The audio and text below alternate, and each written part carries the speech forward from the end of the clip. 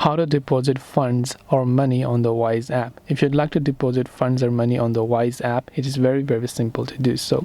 All you have to do is go ahead and then first of all make sure to launch the Wise application and make sure to log into your account. Once you've done that, you can simply select a certain balance account to which you're trying to deposit the funds to. So if I select my GBP balance, I can select that. Here you can see the plus icon that says add. So all I have to do is just tap on the add button right there.